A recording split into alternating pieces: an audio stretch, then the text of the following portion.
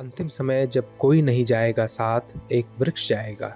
अपनी गोरैयों गिलहरियों से बिछुड़कर साथ जाएगा एक वृक्ष। अग्नि में प्रवेश करेगा वही मुझसे पहले।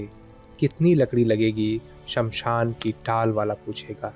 गरीब से गरीब भी सात मन तो लेता ही है कि बिजली के दाहघर में हो मेरा संस्कार, ताकि मेरे बाद एक बेटे और एक बेटी के साथ एक वृक्ष भी बचा रहे संसार में। हिंदी कवि नरेश सक्सेना दुनिया में पेड़ों के बचे रहने की उम्मीद लगा रहे हैं। हाल ही में हरियाणा सरकार ने भी पुराने हो चुके पेड़ों को बचाने के लिए एक पेंशन योजना शुरू की, जिसका नाम है प्राण वायु देवता योजना। आपने बुजुर्गों को पेंशन मिलते हुए तो सुना होगा, लेकिन आपने ये नहीं सुना होगा कि कोई राज्य सरकार अपने यहाँ के बुजुर्ग पेड़ों को भी पेंशन देती है। मैं अभी हरियाणा के फरीदाबाद जिले में हूँ और हरियाणा सरकार ने 2023 में यहाँ के जो पुराने पेड़ हैं, जिनकी उम्र 75 साल या उससे ज़्यादा हो चुकी है, उसको पेंशन देने की योजना शुरू की थी। और उस योजना का जो नाम है वो है प्राण वायु देवता पेंशन स्कीम। तो हम फरीदाबाद आए हैं ये समझने के लिए कि ये पेंशन योजना किस तरीके से काम करती है, क्या इसके क्राइटेरिया हैं और किन लोगों को ये पेंशन दी जाती है। तो हम यहाँ पर उन लोगों से बात करेंगे जिनकी ज़मीन पर ये पेड़ है या कम्युनिटी लैंड है, जहाँ पर सारे लोग आसपास आके यहाँ पर बैठते हैं, और इस योजना की क्या महत्ता है और क्यों इसे पेड़ों को पेंशन देने को चुना गया है राज्य सरकार द्वारा। भारत में सबसे कम हरित क्षेत्र वाले राज्य हरियाणा ने अपनी तरह की पहली प्राण वायु देवता योजना शुरू की है, ताकि उसके घटते पुराने विशालकाय पेड़ों को संरक्षित किया जा सके। यह योजना ठीक उसी तरह काम करती है जैसे राज्य के वरिष्ठ नागरिक की पेंशन योजना। यह पहल 22 जिलों में लगभग 4000 पेड़ों को कवर करती है और पेड़ों की देखभाल करने वालों को हर साल पेंशन दी जाती है। यह योजना वन क्षेत्र के बाहर के उम्रदराज पेड़ों को बचाने के विचार के साथ पूर्व मुख्यमंत्री मनोहर लाल खट्टर ने 2023 में शुरू की थी। योजना के तहत कवर किए गए ज़्यादातर पेड़ पंचायत के अधीन हैं। इसके बाद ये निजी, सरकारी और धार्मिक संस्थानों के तहत होते हैं। फरीदाबाद के अनंगपुर गांव का बरगद का पेड़ भी पंचायत की ज़मीन पर है, जिसकी जानकारी वन विभाग के अधिकारी नोट कर ले जा चुके हैं। ये पेड़ काफ़ी पुराना है भाई, हमारा पूरा बचपन यहीं गया है। हमारे दादा के टाइम पे था, दादा परदादा के टाइम पे था। बहुत पुराना पेड़ है, हम बहुत खेलते थे यहाँ पे। और ये हमारे जो गांव, हमारे जन्म से तो बहुत पहले का ही है। जब हमारा गांव बसा था उस टाइम का ये पेड़ है। 750 साल इसको हो चुके हैं पेड़ को। और ये पेड़ आप देखोगे, ये मेन पेड़ है, ये इसकी जड़ है और पेड़ काफ़ी आगे तक फैला हुआ है। अभी तो सरकार कह रही है पेंशन के लिए सरकार अभी आई है, देख के गई है, सारा कुछ लेके गया। पेंशन अभी स्टार्ट हुई नहीं है इसकी, तो पेंशन के लिए वो आए हैं, पेपर वेपर लेके गए हैं, सिर्फ कार्रवाई हुई है, पेंशन स्टार्ट नहीं हुई। तो आपको लगता है कि जब पेंशन मिलने लगेगी तो इसकी देखरेख और अच्छे से हो सकेगी? पेंशन जब मिलेगी, जब देखरेख बहुत अच्छे से होने लगेगी। और दूसरा, फाइनेंशियल तो सपोर्ट करते ही हैं सब, तो हम भी लगा रहे हैं, बच्चे भी लगा रहे हैं और भी लगा रहे हैं, यूथ सारा ही इसकी सेवा कर रहा है। तो पेंशन मिलेगी तो और ज़्यादा होगी वो बढ़ चढ़ के। जैसे जैसे इस योजना के बारे में लोगों के बीच जागरूकता बढ़ती जा रही है, वैसे वैसे समस्याएं भी सामने आ रही हैं। हरियाणा के कई जिलों में जिन लोगों ने पेड़ों के पेंशन के लिए अप्लाई किया है, उन्हें अभी तक पेंशन नहीं मिल पा रही है। भैया, हमारे गांव का सबसे पुराना पेड़ है। जिस टाइम पे हमारा गांव बसा था उसी टाइम पे ये पेड़ लगा हुआ था, हमारे बुजुर्गों ने लगाया है। हमारी कई पीढ़ियां इस पेड़ के नीचे ही खेली है, बड़ी हुई है। और आज की जनरेशन, हम 21st सेंचुरी में हैं, 2025 चला हुआ है। हमारी आज की जनरेशन इस पेड़ को एक देवता के नाम पे पूजती है। एक हमारे बड़े बुजुर्गों का आशीर्वाद है हमारे ऊपर, इसकी बहुत बड़ी छाया है हमारे ऊपर और हम लोग बहुत ही कृतज्ञ हैं। ऐसे बड़े पेड़ हमारे गांव में हैं, बहुत ही ऐतिहासिक पेड़ है और हमारे बुजुर्गों का एक आशीर्वाद है। और इसको जो पेंशन मिलने लगेगी तो उससे क्या बदल जाएगा? क्या इसकी ठीक से देखरेख हो पाएगी?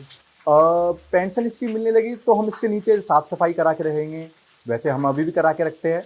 और दूसरा, इसकी जो भी दिक्कतें होती है, जैसे कहीं से इसकी टहनी कट रही है, छिल रही है, उसको ठीक करेंगे। इसके आसपास सेफ गार्ड लगाए जाएंगे जो इसकी टहनियों की मरम्मत करके रखे, ठीक करके रखे।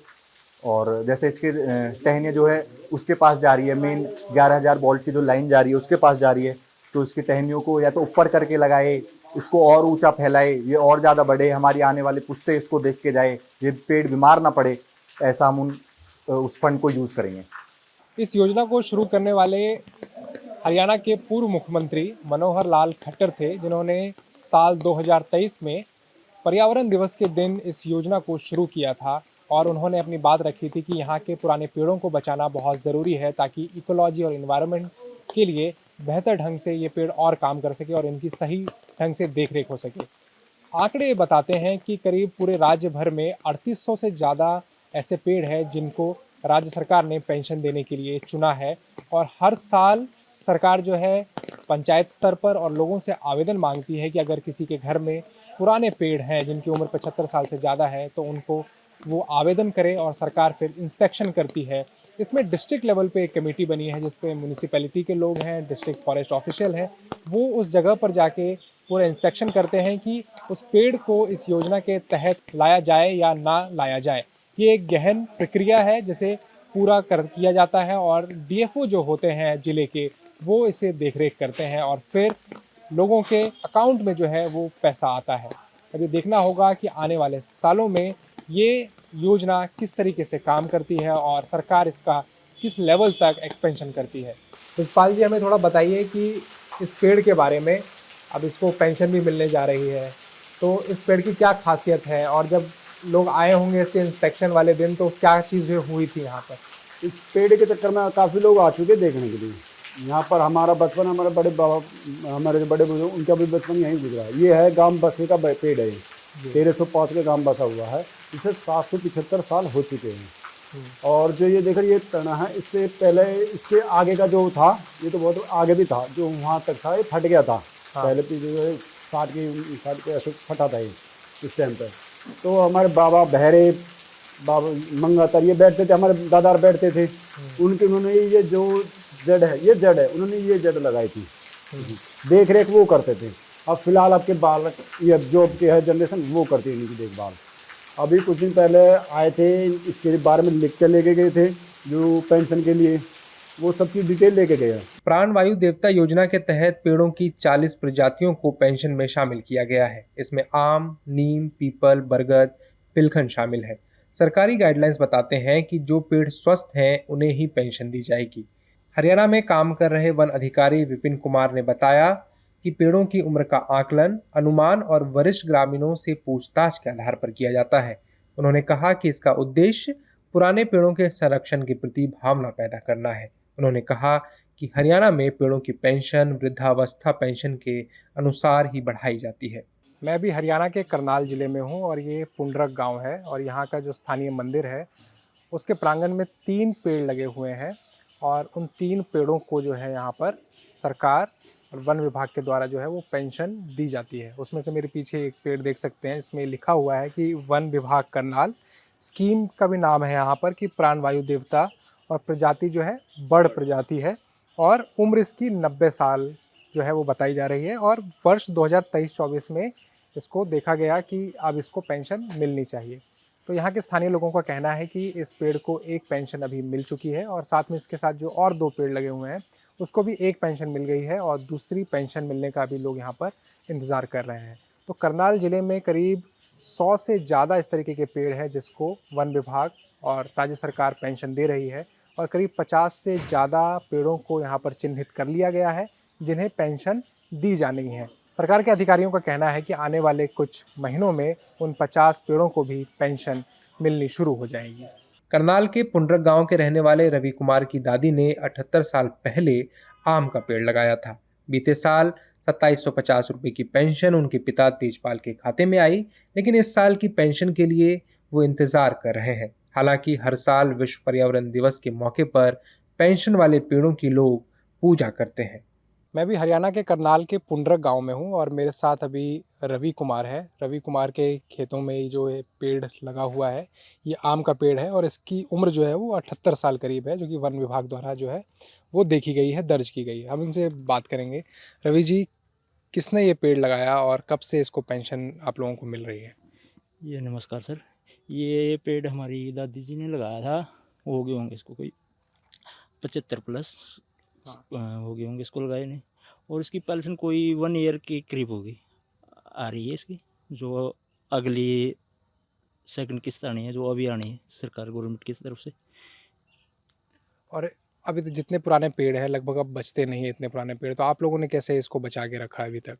देखो जी, ये तो अपना एक तो खेत हो गया छांव वगैरह के लिए, और एक अपनी प्रकृति के लिए जो अच्छा होता है, इसलिए। और ये जो सरकार की योजना है प्राण वायु देवता स्कीम, इससे क्या लगता है आप लोगों को कि क्या फ़ायदा होगा समाज के तौर पर या पर्यावरण के तौर पर कि अगर इसके देख-रेख के लिए सरकार 2750 रुपए लगभग जो दे रही है? हाँ जी, बहुत फ़ायदा होगा। लोग इसके लिए फिर अपना बचाव करेंगे इसका। एक तो इनकम होगी, एक अपनी परिवर्तन के लिए। और आप लोगों को जो पेंशन मिली इसकी पहली किश्त, उससे आप लोगों ने किस तरीके से इसकी देखभाल की? कहाँ खर्च किया उस पैसे को? उसकी जो पहली की पेंशन मिली थी हमें, इसकी जैसे डीएपी और जैविक खाद ये इसमें यूज़ किया इसकी पहले। और क्या फ़ायदा देता है आप लोगों के परिवार के लिए पेड़? किस तरीके से उपयोगी है? इसकी ये आम का पेड़ है, इसकी आम बहुत जैसे इसका चूसने में, अचार पाने में, इसके लिए हमें बहुत फ़ायदेमंद हो रहा है। और जिस तरीके से आप यहाँ पर बैठते भी हैं या देख-रेख भी करते हैं खेतों की, तो उसमें भी आप लोगों को लाभदायक है क्या? हाँ जी, सारी लाभदायक है देखो। अब और कहीं पेड़ देख लो, कहीं नहीं है, जैसे हैं यहाँ पर पेड़ है, सभी आके कोई भी खेत में आ रहा तो आके यहाँ पर बैठ जाते हैं, बातचीत करते हैं अपना। हैं। और आपकी कोई बचपन की यादें इस पेड़ से कभी खेलते वगैरह हो? सभी है जी, और इसके ऊपर चढ़ के ऊपर आम भी खाई हमें, जैसे हैं बचपन में खेल खेल के। फरीदाबाद से कृष्ण मुरारी की रिपोर्ट।